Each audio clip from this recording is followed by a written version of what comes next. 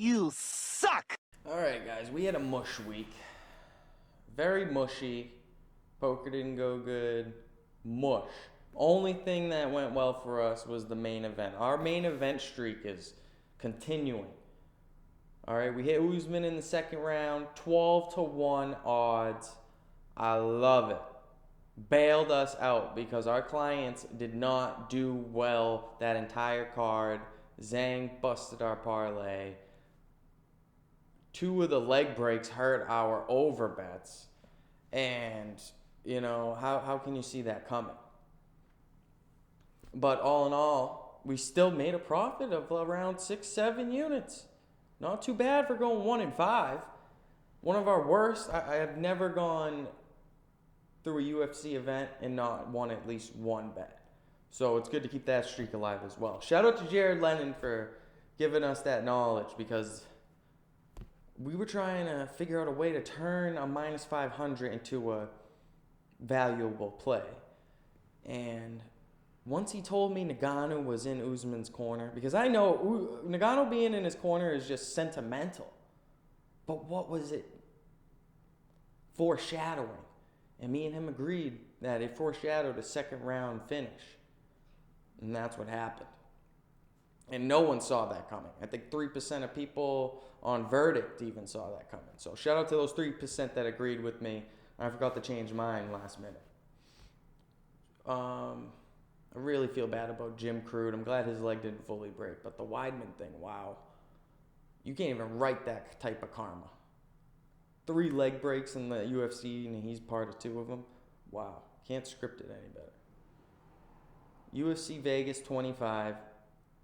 Before I get into it, I just want to let you know, Usman, that line was wider with Masvidal on a full camp due to the fact that the bookies in Vegas know that Usman is on another level.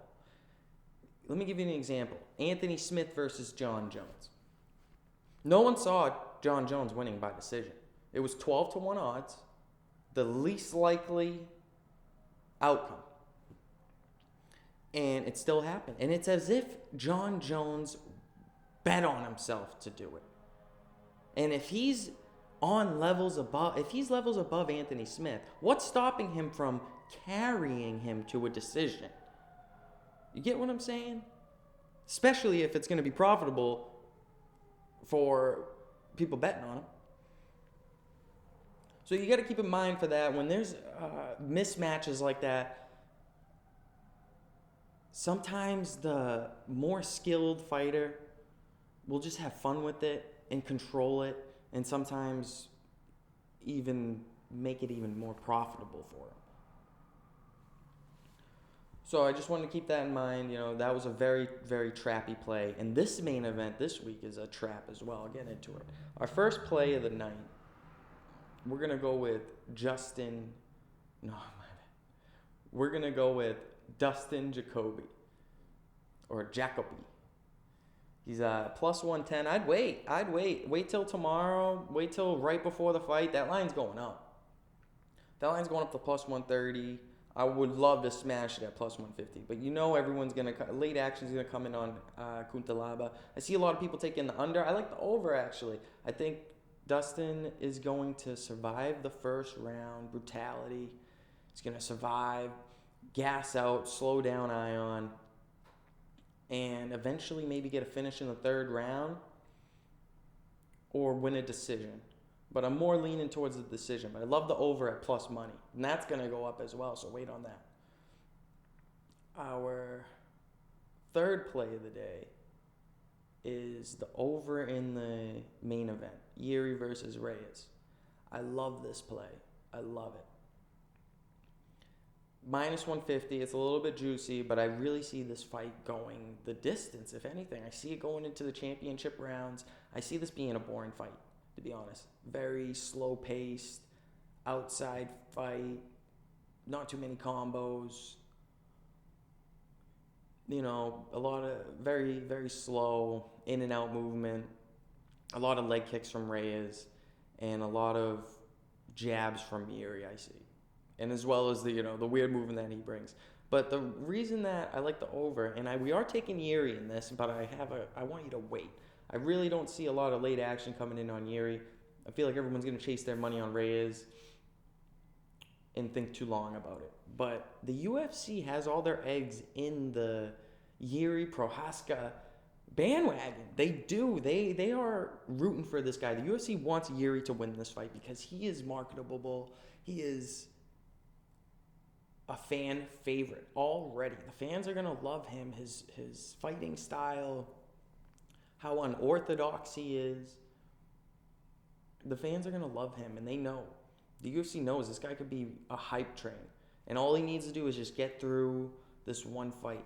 That's also why I think Vegas is making him the favorite. I think the line should be swapped. I also think this should be even odds. The line's off. I would love to just wait, watch that Dominic Reyes action come in late before the fight, and then I'll take Jiri at even odds or better. That's what I recommend you do as well. And if you'd like, I'd sprinkle maybe Jiri by decision plus 600. Not bad. That's how I see the fight going, to be honest. And if it does go to a close decision, given that the UFC wants Jiri they want to build up Jiri, I can see anywhere close to decision, they're going to give it to Jiri. As if he's a champion. They're really trying to use Reyes as a stepping stone here, in my opinion. And at plus 110, I even almost fell for it at a point. Right when I saw lines, I said, Dominic Reyes, at plus 110, it's not too bad. But this competition, this guy's Jiri's beaten Vladimir Nemkov by finish. All right, it was a stoppage via cut, but he was going to finish him. He was gassed. And you got to give the guy credit. He's beaten the light heavyweight champ of Bellator. The UFC also, just to make them look worse, would love to have Jiri win. So any way this goes to a close decision or any way this goes to distance, I believe it's going to go Jiri. That's what I believe, whether it be split. And we already know Dominic Reyes got robbed on that John Jones fight. It's because he's the champ. You got to beat the champ clear as day if you want to beat the champ. Otherwise, it could have gone either way. And also, he's coming off a robbery decision off of Volkan, who I thought Volkan won. I hate to use MMA math, but it's going to work out in this case. Take Jiri. We're going to get back on track this week. If you want to become a client and get, plays like Usman in the second round at 12-1 odds, the service has been paying for itself for month after month. Hit the link below, $19.99 a month, and I'll pay for the service myself Saturday. So I'll talk to you guys next week. Enjoy the vlog.